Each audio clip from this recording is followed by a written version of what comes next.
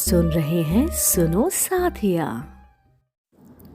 योगी राजा को और मुर्दे को देखकर बहुत ही प्रसन्न हुआ।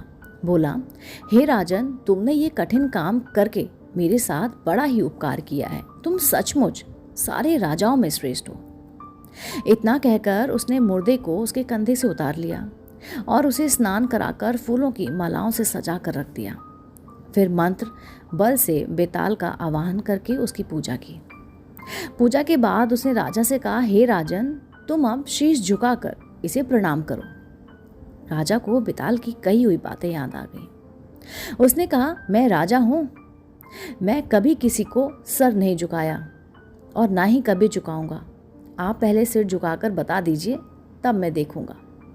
योगी ने जैसे ही सिर झुकाया, राजा ने तलवार से उसका सिर काट दिया।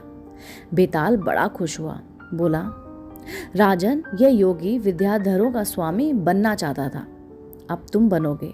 मैंने तुम्हें बहुत हैरान किया है, तुम जो चाहो सो मांग लो। राजा ने कहा, अगर आप मुझसे खुश हैं तो मेरी प्रार्थना है कि आपने जो 24 कहानियां सुनाई वे और 25वीं ये सारे संसार में प्रसिद्ध हो जाएं और लोग इनसे आदर करें, इनका सम्मान करें। बेताल ने कहा, ऐसा ही होगा। ये कथाएं बेताल 25 के नाम से मशहूर होंगी और जो इन्हें पढ़ेगा उसके पाप दूर हो जाएंगे। ये कहकर बेताल चला गया।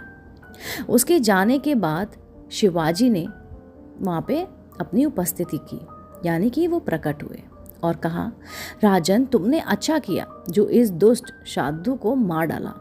अब तुम जल्द से 7 द्वीपों के पाताल सहित सारी पृथ्वी पर राज करोगे। इसके बाद शिवाजी अंतर्ध्यान हो गए।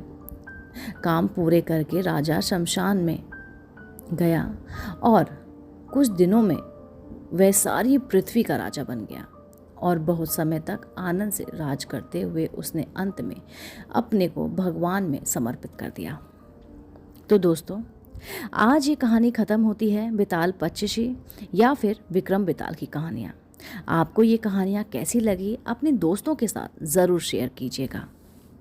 अगर आपको ये कहानी पसंद आई हो तो मेरे चैनल सुनो साथिया को सब्सक्राइब ज़रूर करें ताकि मेरे द्वारा अपलोड की गई हुई कहानी आपको सबसे पहले देखने को मिले। मिलती हूँ मैं जल्दी, तब तक के लिए नमस्कार।